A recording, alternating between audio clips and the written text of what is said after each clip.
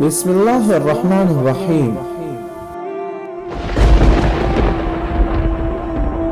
وعن أبي هريرة رضي الله تعالى عنه قال: سمعت رسول الله صلى الله عليه وسلم يقول: والله إني لأستغفر الله وأتوب إليه في اليوم أكثر من 70 مرة. رواه البخاري.